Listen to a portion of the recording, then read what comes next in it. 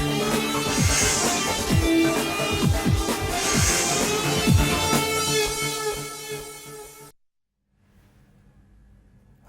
Good morning. Amphi సమర్పిస్తున్న business breakfast షోకి స్వాగతం. పాక్ పీచ్ మణిచం, దెబ్బకు దెబ్బ, సై అంటే సై. ఇది ఈరోజు ఏ దినపత్రిక, ప్రధాన దినపత్రిక చూసినా కూడా కనిపిస్తున్న ప్రధాన కథనం. నిన్న మనం చూసాం, మొన్న రాత్రి సర్జికల్ స్ట్రైక్స్ ను చేసింది భారత్ పాక్ మీద. దాదాపు 38 మంది టెర్రరిస్టులను హతం చేసింది. అందులో ఇద్దరు పాకిస్తాన్ సోల్జర్స్ కూడా ఉన్నారు. 10 రోజుల క్రితం జరిగిన యురి దాడికి భారత్ ప్రతీకారం తీర్చుకుంది. 10 రోజుల తర్వాత ఆచితూచి అడుగులు వేసి ఒక కీలకమైన నిర్ణయాన్ని భారత్ తీసుకుంది. దీంతో దేశం అంతా ఒక్కసారిగా హర్షాతిరేకాలు మిన్నంటాయని చెప్పుకోవాలి. ఎందుకంటే పాకిస్తాన్కు సంబంధించి ప్రధాని నరేంద్ర మోడీ ఆశించిన స్థాయిలో స్పందించట్లేదు అన్న ఒక వాదన చాలా రోజుల నుంచి బలంగా వినిపిస్తూ వస్తుంది. అయితే దాన్ని సబ్సిడైజ్ చేసే విధంగా ఒక కీలకమైన నిర్ణయాన్ని భారత ప్రభుత్వం తీసుకుంది. యురి లాంటి ఘటనలు జరిగితే చూస్తూ ఊరుకోబోమన్న సంఘటన నిన్న ఇవ్వడం చూసాం సర్జికల్ స్ట్రైక్స్ ద్వారా. ఇక మార్కెట్స్ విషయానికి వచ్చినట్టయితే మార్కెట్స్ ఈ అంశాన్ని నెగిటివ్గా తీసుకున్నాయి. భారతదేశం అంతా పాజిటివ్గా తీసుకుంది. చాలా ఉత్సాహకరంగా ఉన్న ఈ పరిస్థితిలో మార్కెట్ మాత్రం ఈ అంశాన్ని కాస్త నెగిటివ్గా తీసుకుందని చెప్పుకోవాలి. ఎందుకంటే యుద్ధం లాంటి పరిస్థితి కనుక తలెత్తినట్టయితే ఎకానమీ మీద తీవ్రమైన ఇంపాక్ట్ ఉంటుంది. కాబట్టి ఇలాంటి పరిస్థితిని మనం చూసాం. నిన్న ఒక్కరోజే దాదాపు 700 పాయింట్ల మేర హ్యూజ్ వాలటాలిటీ మార్కెట్స్లో కనిపించింది. దాదాపు 2.45 లక్షల కోట్ల రూపాయల ఇన్వెస్టర్ల సంపద ఆవిరైపోయింది. F&O ఎక్స్పైరీ కూడా డబుల్ వ్యామీ లాంటి ఎఫెక్ట్ నిన్న ఒకే రోజు మార్కెట్స్లో మనం చూసాము. మార్కెట్ సంగతి పక్కన పెడితే ఒక రిటాలియేషన్ ఎఫెక్ట్ భారత్ నుంచి పాక్కి ఒక గట్టి సమాధానం ఇచ్చింది. భవిష్యత్తులో కూడా ఇలాంటి చేష్టలు చేస్తే మాత్రం చూస్తూ ఊరుకోబోన్న ఒక స్పష్టమైన మెసేజ్ని పాక్ సహా టెర్రరిస్ట్ గ్రూప్కు భారత్ ఇచ్చినట్టే చెప్పుకోవాలి. Most of the research agencies and భారత ప్రభుత్వం కూడా భావిస్తుంది ఏంటంటే ఇలాంటి రిటాలియేషన్ ఇస్తే ఫారిన్ ఇన్వెస్టర్స్ కానీ ఎవరైనా సరే కాస్త పీస్ఫుల్గా ఉంటారు, భారత్ ఎలాంటి ఒత్తిళ్లకు తలగ్గదు అన్న ఒక స్పష్టమైన మెసేజ్ ఇచ్చినట్టు ఉంటుంది. కాబట్టి దీనివల్ల ఫారిన్ ఫండ్స్ వెనక్కి వెళ్లే పరిస్థితి ఏమాత్రం ఉండకపోవచ్చు. ఇంకా వాళ్లకు భారత్ మీద కాన్ఫిడెన్స్ ఎక్కువ ఉంటుంది అనేందుకు ఎక్కువ ఉంటుందని భావించాల్సిన అవసరం ఉంటుందని చెప్పి most of the research agencies and భారత ప్రభుత్వం కూడా భావిస్తూ వస్తుంది. నిన్న మనం చూసాం బిగ్గెస్ట్ ఇంట్రాడే లాస్. ఆల్మోస్ట్ 3 నెలల తర్వాత ఒకే రోజు ఇంట్రాడేలో భారీ స్థాయి పతనం మార్కెట్స్లో నిన్న కనిపించింది. Because of geo political tensions మార్కెట్స్లో ఈ స్థాయి పతనం మనం చూసాం. ఒపెక్ లాంటి నుంచి పాజిటివ్ న్యూస్ వచ్చినప్పటికీ అది మొత్తం సబ్సిడైజ్ అయిపోయింది. ఓవరాల్గా నిన్న హైయెస్ట్ ఎవర్ టర్న్ ఓవర్ దాదాపు 11.5 లక్షల కోట్ల రూపాయల హైయెస్ట్ టర్న్ ఓవర్ నిన్న మార్కెట్స్లో జరిగింది. సైకలాజికల్ లెవెల్ అయిన 28,000 బిలో సెన్సెక్స్ పడిపోవడం అండ్ 8,600 పాయింట్స్ దిగువన నిఫ్టీ కొనసాగడం కూడా ఒక రకంగా వీక్నెస్గా చెప్పుకోవాలి. బట్ ఒక బ్లెస్సింగ్ ఇన్ డిస్గైజ్ లాగా నిన్న కీలకమైన పతనం మార్కెట్స్ చూస్తే FIS మాత్రం దాదాపు 3,413 కోట్ల రూపాయల బయింగ్ చేశారు. DAS కూడా 1,630 కోట్ల రూపాయల విలువైన స్టాక్స్ బయింగ్ చేశారు. దాదాపు 5,400 కోట్ల రూపాయల విలువైన బయింగ్ నిన్న మార్కెట్స్లో కనిపించింది. హెవీగా మిడ్ క్యాప్స్ బాగా క్రాక్ అయ్యాయి. ఇప్పటివరకు ఉన్న ట్రెండ్ ఏంటి? ఈ టైంలో ఎలాంటి స్ట్రాటజీ మనం ఫాలో అవ్వాల్సిన అవసరం ఉంది? ఒకవేళ వార్ లాంటి సిచ్యుయేషన్ వస్తే మనల్ని మనం ఎలా సన్నద్ధం చేసుకోవాలి? ఏ సెక్టార్స్ని ఏ స్టాక్స్ను రాడార్లో ఉంచుకుంటే మంచి లాభాలు ఒడిసి పట్టుకోవచ్చు దీర్ఘకాలంలో అని చెప్పి మనతో మాట్లాడడానికి అనలిస్ట్ సిద్ధంగా ఉన్నారు. Good morning both of you sir. సడన్గా ఒక్కసారిగా మార్కెట్స్ పెద్ద జోల్ట్, దాదాపు 700 పాయింట్ల వాలటాలిటీ మార్కెట్స్ కనిపించింది. ఇవాళ SGX నిఫ్టీ చూసుకుని ఆల్మోస్ట్ ఒక 50 పాయింట్స్ డౌన్తో కనిపిస్తుంది. మన మార్కెట్స్ కూడా గ్యాప్ డౌన్తో ఓపెన్ అయ్యే సంఖ్యలు చాలా స్పష్టంగా కనిపిస్తున్నాయి. మీరు ఇలాంటి ఆపర్చునిటీని ఏ విధంగా యూటిలైజ్ చేసుకుంటారు? ఒకటి ఏంటంటే ఇది అన్ఎక్స్పెక్టెడ్ ఈవెంట్ కాబట్టి ఏంటంటే మార్కెట్ ఆ రియాక్షన్ వచ్చిందండి. ఇంకోటి ఏంటంటే మార్కెట్ ఓవరాల్గా ఒక ఓవర్ కాన్ఫిడెన్స్ జోన్లో ఉందనుకోవచ్చు అనమాట. అంటే ఎవరితో మాట్లాడినా అంటే అసలు ఆల్మోస్ట్ ఫాల్ గురించి ఎవరు మాట్లాడుతున్నారు ఎవరు కనపట్లేదు. అంటే ఒక లాస్ట్ 3-4 మంత్స్ నుంచి చూస్తుంటే ఆ రకంగా ఉన్నప్పుడు ఏంటంటే కొద్దిగా డిస్టర్బెన్స్ వచ్చినా ఏంటంటే రియాక్షన్ షార్ప్గా ఉంటుంది. ఎందుకంటే ఓవర్ కాన్ఫిడెన్స్ జోన్ వల్ల. కాకపోతే ఏంటంటే ఈ బిల్డప్ ఏదైతే ఉందంటే ఇప్పటి నుంచి ఇప్పుడు పాకిస్తాన్ ఏం చేస్తుంది, ఇండియా ఏం చేస్తుంది, ఈ న్యూస్లో అంటే వాళ్ళు ఆ స్టేట్మెంట్ ఇచ్చారు, వీళ్ళు స్టేట్మెంట్ ఇచ్చారు, ఈ నెక్స్ట్ ఒక 15 15 days to 1 month ఈ బ్యాక్ అండ్ ఫోర్త్ దీంట్లో ఏంటంటే మార్కెట్స్ అన్సర్టనిటీ ఉంటుందండి.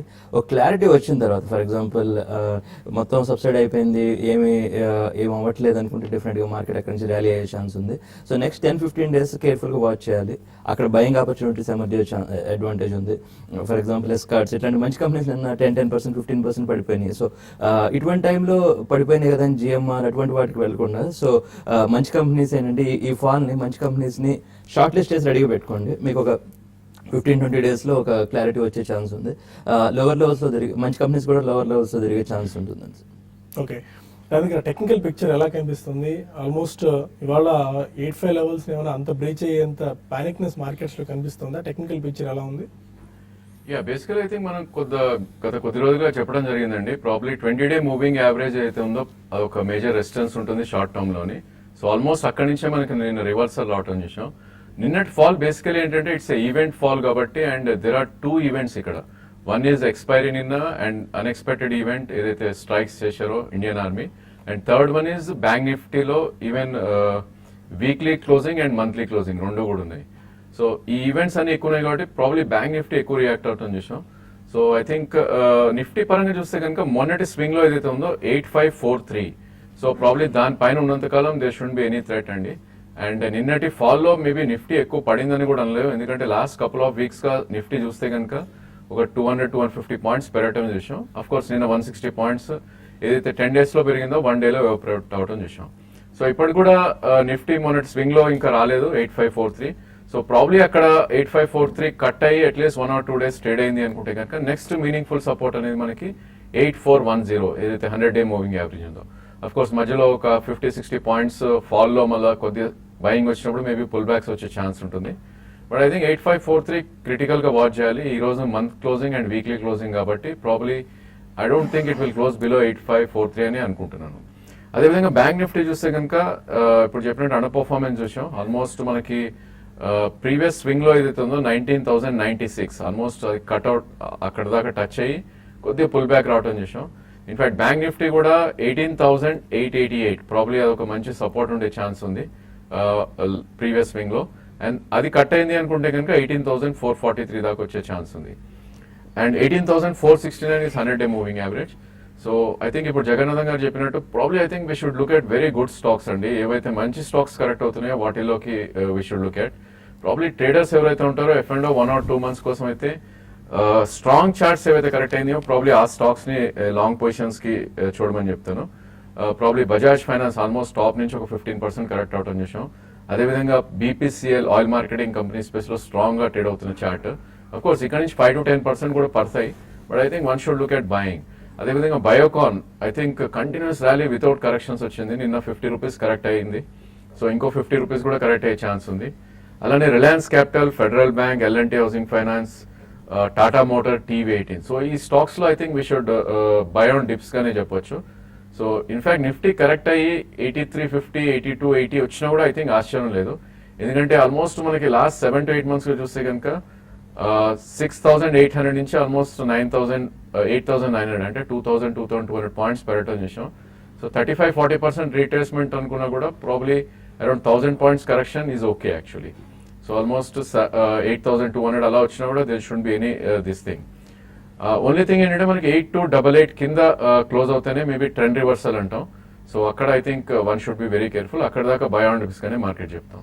అండ్ అదేవిధంగా కొన్ని స్టాక్స్ నిన్న వర్టికల్ క్రాష్ రావటం చూసాం, మల్టిపుల్ మంత్స్ లోలో క్లోజ్ అవటం చూసాం. Example of Ashok Leyland, Hexaware, RCom especially lower lows continues గా రావటం చూసాం. అండ్ నిన్న ఆల్మోస్ట్ ఒక 8%, 10% పడుతుంది చూసాం. అదేవిధంగా Wipro, tech Mahindra, mind tree ఇలాంటి స్టాక్స్ కంప్లీట్లీ అవాయిడ్ చేయాలి. ఇన్ఫాక్ట్ పుల్ బ్యాక్స్ వస్తే కనుక definitely I think one should come out and get in to good stocks ఈ స్టేజ్ లో కూడా.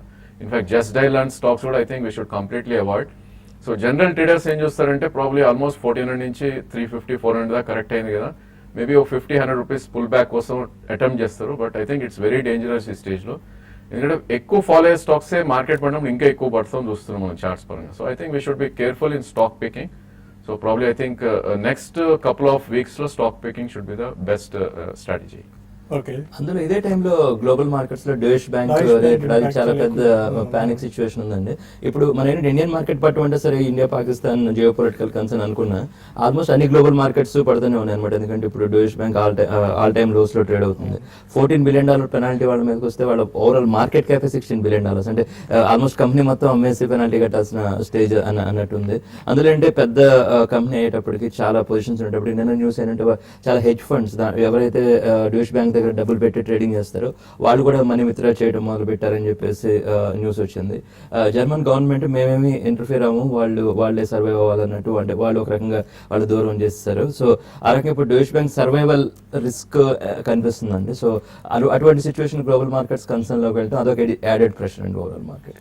అమెరికన్ మార్కెట్స్, మిగిలిన ఏషియన్ మార్కెట్స్ కూడా దాని ఇంపాక్ట్ వల్ల ఇవాళ కాస్త వీక్ గా ట్రేడ్ అవుతున్న పరిస్థితి మనం చూస్తున్నాం. తప్పకుండా అండి, ఎందుకంటే పెద్ద ప్లేయర్ అండి. ఎందుకంటే వరల్డ్ టాప్ 9 ఏదైతే ప్లేయర్స్ ఉంటారు వాటిలో ఒకటి కాబట్టి ఏంటంటే ఇప్పుడు అది చాలా ఇంటర్ రిలేటెడ్ ఇంపాక్ట్స్ ఉంటాయి అనమాట. అంటే ఒక కంపెనీ లాస్ అని కాదు, ఎందుకంటే డెరివేటివ్ పొజిషన్స్ ఉంటే యాజ్ ఎ కౌంటర్ పార్టీ అని, యాజ్ ఎ కస్టోడియన్ అని చాలా పొజిషన్స్ వాళ్ళు హ్యాండిల్ చేస్తూ ఉంటారు. కాబట్టి ఆల్మోస్ట్ ఒక $6 trillion డెరివేటివ్ ఓపెన్ బుక్ ఉందండి వాళ్ళకి. అంటే కొద్దిగా 1% అటు ఇటు అయినా కూడా చాలా మేజర్ రిస్క్ ఉండే ఛాన్స్ ఉంది. సో ఓవరాల్ మార్కెట్స్ అనుకోకుండా ఒక పర్ఫెక్ట్ స్టామ్ అంటారు అనమాట. అంటే ఇటు రకంగా చూసిన డొమెస్టిక్ ఇంటర్నేషనల్ పర్ఫెక్ట్ స్టామ్, అంటే ఒక తుఫాన్ వచ్చిన లాంటి సిచ్యువేషన్ లోకి అనుకోకుండా సడన్ గా ఒక్కసారిగా పాజిటివ్ మూడ్ ఉన్న మార్కెట్ అంతా మనం 9,200 మాట్లాడుకుంటున్న మాటలన్నీ మళ్ళీ 8482 గురించి మాట్లాడుకోవాల్సిన పరిస్థితి వచ్చేసింది. జస్ట్ 1 or 2 days పిక్చర్ లోనే.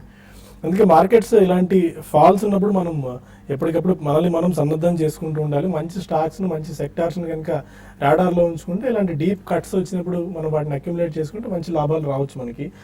ఏ సెక్టార్స్, ఏ స్టాక్స్ మనం ఈ టైంలో కన్సిడర్ చేయొచ్చు అనే అంశాలు కూడా డిస్కస్ చేద్దాం. కొన్ని ఫోన్ కాల్స్ తీసుకుని మీన్వైల్ మనం ఆ డిస్కషన్ కూడా కొనసాగిద్దాం. ఆదిలాబాద్ నుంచి ఫస్ట్ కాల్ రమేష్ ఉన్నారు. Ramesh, hello sir. Good morning, అడగండి సార్. మేము ఏబిఎం నారాయణ గారు 99.5 కూడా తీసుకున్నాం సార్. ఒకసారి రిపీట్ చేయండి stock. ABM Knowledgeware. ABM Knowledgeware, okay. అట్లనే ఫెడరల్ బ్యాంక్ ఒకటి 65 కూడా తీసుకున్నాం. ఓకే సార్, ఇవి హోల్డ్ చేయమంటారా? అట్లనే ఒక 6 months కోసం ఒకటి మంచి స్టాక్ ఒకటి చూపించండి sir. Okay. Yeah, I think ABM knowledge, I think BSE లో ట్రేడ్ అయ్యే స్టాక్ అండి. I think very thinly traded and almost మనకి వీక్లీ వాల్యూమ్స్ చూసుకున్నా కూడా 1,50,000 కూడా అవ్వదు.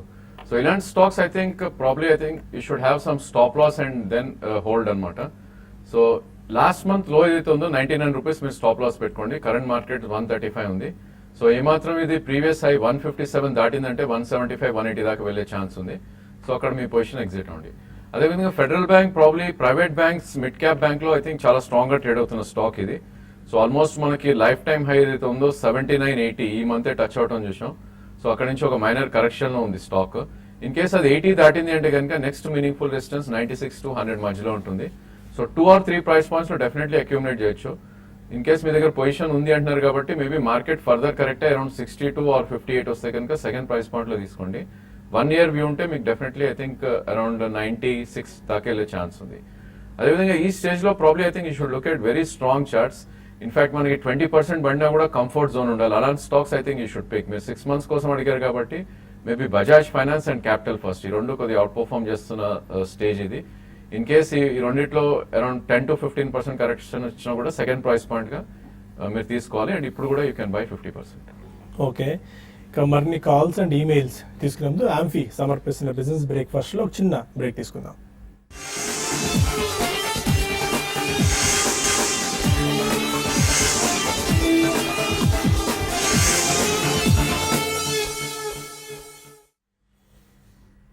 Welcome back to business breakfast. మరో కాల్ హైదరాబాద్ నుంచి కృష్ణ ఉన్నారు. అడగండి Krishna. Sir, good morning sir. Morning అండి. హైదరాబాద్ నుంచి మాట్లాడుతున్నాను. చెప్పండి సార్. జగన్నాథం గారిని అడగాలనుకుంటున్నాను సార్. టైడ్ వాటర్, ఆయన లాంగ్ టర్మ్ ఇన్వెస్టర్ అండి. టైడ్ వాటర్ ఒకటి, జ్యూస్లెక్స్ ఫుడ్ ఒకటి, క్రాంప్టన్ గ్రీస్ లో నేను లాంగ్ టర్మ్ ఇన్వెస్ట్ చేద్దాం అనుకుంటున్నాను సార్. ఇది రైట్ టైం టు బైయా? ఓకేనండి. ఒక tide water, Crompton Greaves, second stock ఏదన్నారు? ఫ్లెక్స్ ఫుడ్ అండి. Flex food. ఓకేనండి, ఫైన్. మీరు లాంగ్ టర్మ్ ఇన్వెస్ట్ అయ్యేటట్టయితే ఇంకా అంటే ఇంకొంచెం బెటర్ స్టాక్ సెలెక్షన్ చేయొచ్చండి. అంటే మీరు ఓకే కానీ కొంచెం స్టడీ చేస్తున్నట్టు అనిపిస్తుంది కానీ కొద్దిగా of the radar counts problem అవుతుందంటే మార్కెట్ రెడార్లోకి వచ్చేటప్పటికి టైం పట్టేస్తుంది. అంటే ఫస్ట్ 2 నేమ్స్ అంత ఎక్సైటింగ్ అనిపించట్లేదు, ఇంకొంచెం బెటర్ స్టాక్స్ అవైలబుల్ అవ్వచ్చు. క్రాంప్టన్ గ్రీవ్స్ ఓకే, కానీ దానికంటే ఫర్ ఎగ్జాంపుల్ మనం చాలా ఎస్కార్ట్స్ ఒకటి చాలా బాగుంది ఇప్పుడు ప్రాఫిట్ బుకింగ్ వచ్చిన తర్వాత, అంటే ఎంట్రీ పాయింట్ ఇంకా బాగుంది అనిపిస్తుంది. ఇందాక అనుకున్నట్టు రీసెంట్ అయిపోయి అడ్వాన్స్డ్ ఎంజైమ్స్ ఎప్పుడైనా డిప్స్ దొరికినప్పుడు అదొకటి అక్యుములేట్ చేస్తూ ఉండండి. లేదంటే ఆర్బీఎల్ బ్యాంక్ అది ఇప్పుడు స్లోగా ఉంది కానీ ఈవెన్చువల్ అది కూడా పికప్ అయ్యే ఛాన్స్ ఉంది, మేనేజ్మెంట్ చాలా అగ్రెసివ్. సో కొద్దిగా స్టాక్ సెలక్షన్ మీద ఇంకొంచెం మీరు హోంవర్క్ చేయాల్సిన అవసరం ఉంది అనిపిస్తుంది. బెంగళూరు నుంచి గణేష్ ఉన్నారు. అడగండి గణేష్. హలో హలో అడగండి గణేష్, వినిపిస్తుంది. ఏ స్టాక్ గురించి తెలుసుకోవాలి? హలో నమస్తే అండి, గుడ్ మార్నింగ్. నమస్కారం. మీ Jyothi labs nuclear software Suven license already కొనున్నామండి. ఓకే, ఇది 6 months హోల్డ్ చేస్తాం. స్టాప్ లాస్ ఎంత పెట్టుకోవాలి, మళ్ళీ ఎప్పుడు ఒకవేళ రైజ్ వస్తే ఎప్పుడు ప్రాఫిట్స్ బుక్ చేసుకోవచ్చు? అంటే మీరు ఏంటి ట్రేడింగ్ గురించి తీసుకున్నారా, ఇన్వెస్ట్మెంట్ గురించి తీసుకున్నారా? ఇది 6 months to 1 year హోల్డ్ చేస్తానండి ఇన్వెస్ట్మెంట్ కింద. జ్యోతి ల్యాబ్స్ చాలా మంచి కంపెనీ అండి. యాక్చువల్లీ 6 months దాకా కొన్ని ఇలాంటి షేర్ కాదు, ఒక 3-4 years పెట్టుకుని చాలా హై లెవెల్స్కి వెళ్ళే ఛాన్స్ ఉన్న కంపెనీ. హెన్కెల్తో డీల్ కూడా అవుతుంది. సో ఉజాలా లాంటి మంచి బ్రాండ్స్ ఉన్నాయి, ప్రాక్సో, ఉజాలా, ప్రిల్, ఇవన్నీ అంటే వాళ్ళ పాపులర్ బ్రాండ్స్ అనమాట. సో అవి ఇది అంటే మీరు 6 months కంటే కూడా కొంచెం టైం ఫ్రేమ్ పెంచితే మీకు ఎక్కువ రిటర్న్స్ వచ్చే ఛాన్స్ ఉండే అలాంటి సెగ్మెంట్ అండి. మీరు న్యూక్లియస్ సాఫ్ట్వేర్ ఇంకోటి ఉన్నారు, nucleus software, Suven life science. Suven life sciences అంటే ఇప్పుడు ఒక 1 year 1.5 year మీకు కనుక పేషెంట్స్ ఉంటే ఏంటంటే దాంట్లో వాళ్ళు SUVN 502 మాలిక్యూల్ గురించి చాలా స్టడీ చేస్తున్నారండి. వాళ్ళ R&Dలో అది కనుక క్లిక్ అయితే కంపెనీ అట్లీస్ట్ ఇక్కడ నుంచి చాలా హై లెవెల్స్కి వెళ్ళే ఛాన్స్ ఉంది. కాకపోతే అది క్లిక్ అవుతా లేదనేది అంటే అది జస్ట్ అది ప్రాబబిలిటీ అనమాట. అంటే అది ఎవరి గెస్ మీద ఆధారపడి ఉంటుంది. కానీ కంపెనీ మంచి కంపెనీ, మీరు మంచి కంపెనీ సెలెక్ట్ చేసుకున్నారు. కంపెనీస్ మంచి, ఓన్లీ ఏంటంటే టైం ఫ్రేమ్ మీరు కొంచెం పెంచితే బాగుంటుంది. తిరుపతి నుంచి మధు ఉన్నారు. అడగండి మధు. సార్ మార్నింగ్ అండి, చెప్పండి. సార్ ఐసిఐసిఐ ప్రొడెన్షియల్ నేను రిజిస్టర్ నుంచి బాగా డౌన్ వెళ్తాను. హోల్డ్ చేయొచ్చు అంటారా, ఎగ్జిట్ చేసుకోమంటారా? అది మనకు 44 క్రెడిట్ అయ్యాయి. 44 అలాట్ అయ్యా. మోస్ట్ ఆఫ్ ది అప్లై చేసిన వాళ్ళందరికీ 44 షేర్స్ అలాట్ అయ్యాయి. But very disappointing IPO. దాని క్యాస్కేడింగ్ ఎఫెక్ట్ ఐసిఐసిఐ బ్యాంక్ మీద కూడా నిన్న పడింది. 11%, ఆల్మోస్ట్ 300 రూపీస్ బిలో కూడా ఉంది. ఈ టైంలో ఏమైనా అటెంప్ట్ చేసుకోవచ్చా, ఆర్ బెటర్ ఇంకా ఈ డస్ట్ సెటిల్ డౌన్ అయిపోయిన తర్వాత? యాక్చువల్లీ ఇన్సూరెన్స్ అనేది ఇండియా హిస్టరీలో ఫస్ట్ టైం లిస్టెడ్ అండి. కాబట్టి ఏంటంటే ఒక రకంగా వాల్యుయేషన్ బెంచ్ మార్క్స్ ఎవరికి కరెక్ట్గా ఐడియా లేదు. అంటే కంపెనీ ఎక్స్ట్రాడినరీ కంపెనీ, సైజ్ కానీ 30% ROE కానీ, అంత సైజ్ మీద 30% ROE అసలు జనరేట్ చేయడం చాలా పెద్ద విషయం అనమాట. ఎందుకంటే గ్లోబలీ అంత ROE జనరేట్ చేసి ఇన్సూరెన్స్ కంపెనీస్ ఎక్కువ కనపడవు. ఆ రకంగా గ్లోబల్ ఇన్వెస్టర్స్ కూడా ఏదో పాయింట్లో అక్యుములేట్ చేయడం మొదలు పెడతారు. సో మీకు కనుక పేషెన్స్ ఉంటే డెఫినెట్గా హోల్డ్ చేయాల్సిన కంపెనీ, ప్యానిక్ అయి సెల్ చేయాల్సిన కంపెనీ కాదు. అఫ్ కోర్స్ ఇక్కడ నుంచి కూడా 10-20 రూపీస్ పడుతుంది, పెద్ద విషయం కాదు. కానీ అంటే కొద్దిగా మీకు పేషెన్స్ ఉండాలి. అదే మీకు ఇమీడియట్గా రిటర్న్స్ కావాలి అనుకుంటే ఇందా మనం అనుకున్నట్టు again so RBL banks, advance enzymes అంటే అది డౌన్ సైడ్ తక్కువ అనిపిస్తున్నాయి ఇక్కడ నుంచి. సో ఐసిఐసిఐ ప్రొడెన్షియల్ మీకు పేషెన్స్ టెస్ట్ చేస్తుంది కానీ ఈవెన్చువల్గా రివార్డ్స్ ఇస్తుంది. కాకినాడ నుంచి రమేష్ ఉన్నారు. అడగండి రమేష్. హలో హలో, అడగండి రమేష్ గారు, వినిపిస్తుంది. నమస్తే సార్. అది నేను మందన ఇండస్ట్రీస్ 125 లో 150 షేర్స్ తీసుకున్నాను సార్. అది 125లో అది ఇప్పుడు డీమర్జ్ అయితే 36-33 లో ఉంది సార్. అది లాస్ ఉంటే ఎగ్జిట్ అయిపోతా, లేదంటే వెయిట్ చేయించాలి. మందాన ఇండస్ట్రీస్ ఇది కూడా ఒక సాడ్ స్టోరీ. ఎక్కడ ఏ లెవెల్స్ నుంచి ఆల్మోస్ట్ 90% దాకా డౌన్ సైడ్ కొట్టుకుంటూ వచ్చారు. Rajendra garu any this thing? I think trade to trade లో ఉన్న స్టాక్ అనుకుంటా. ఐ థింక్ ఇవన్నీ పెన్నీ స్టాక్స్ అండి. Probably I think I don't know, being human brand ఉంది. Okay okay. Oh I don't know, stock అయితే probably చూస్తే కనుక ఆల్మోస్ట్ 319 రూపీస్ నుంచి చార్ట్స్ పరంగా 33 రూపీస్ దాకా రావడం చేసాం. సో మహా పుల్ బ్యాక్ వచ్చింది అనుకుంటే కనుక ప్రాబ్లీ అరౌండ్ 42 and 47 దాకా వచ్చే ఛాన్స్ ఉంది. I think better to exit and ఇలాంటి stocks we don't know where it will go. So ఇప్పుడు మార్కెట్ మంచి కరెక్షన్ ఆపర్చునిటీ వస్తుంది కాబట్టి ఐ థింక్ వీటిలోంచి ఎగ్జిట్ అయ్యి బెటర్ స్టాక్స్లోకి వెళ్తే ఐ థింక్ కంఫర్ట్ జోన్ ఎక్కువ ఉంటుంది. ప్రాబ్లీ ఫెడరల్ బ్యాంక్ లాంటి స్టాక్స్, లేదంటే క్యాపిటల్ ఫస్ట్, బజాజ్ ఫైనాన్స్, ఇలాంటి స్టాక్స్లో ఎంట్రీ అవుతే కనుక రివార్డ్ ఎక్కువ లేకపోయినా మేబీ రిస్క్ తక్కువ ఉంటుంది. ప్రాబ్లీ నెక్స్ట్ 1.5 year లో స్టడీ రిటర్న్స్ వచ్చే ఛాన్స్ ఉంటుంది. పూర్తి నెగిటివ్ ఇష్యూస్ ఉన్నాయండి మందాన ఇండస్ట్రీస్ లో. మేనేజ్మెంట్ కి సంబంధించి ఇష్యూస్ ఉన్నాయి. And 90% of the market cap eroded అయిపోయింది. మోస్ట్ ఆఫ్ ది ఫండ్స్ అన్ని కూడా ఎగ్జిట్ అయిపోయి కంపెనీ నుంచి. Better stay away from these sort of companies అండి. ఇటువంటి స్టాక్స్లో ఇన్వెస్ట్ చేస్తే మనకి రిటర్న్స్ రావు కదా, ప్రిన్సిపల్ కూడా ఎరోడ్ అయిపోతుంది, మళ్ళీ బయటికి రావడం కూడా చాలా కష్టం అయిపోతుంది. ప్రస్తుతానికి మనకి ఇంకా చాలా ఫోన్ కాల్స్ అండ్ ఈమెయిల్స్ మిగిలిపోయి ఉన్నాయి, బట్ సమయం మించిపోతుంది TV5 న్యూస్లో. ఒక చిన్న బ్రేక్ తీసుకుందాం. బ్రేక్ అంటే ముందు రాజేంద్ర గారు ఎనీ ఓవర్వ్యూ, ఎందుకంటే మిగిలిన ఏషియన్ మార్కెట్స్ తీసుకున్న SGX నిఫ్టీ తీసుకున్న ఆల్మోస్ట్ 50 పాయింట్స్ డౌన్తో ట్రేడ్ అవుతూ వస్తుంది.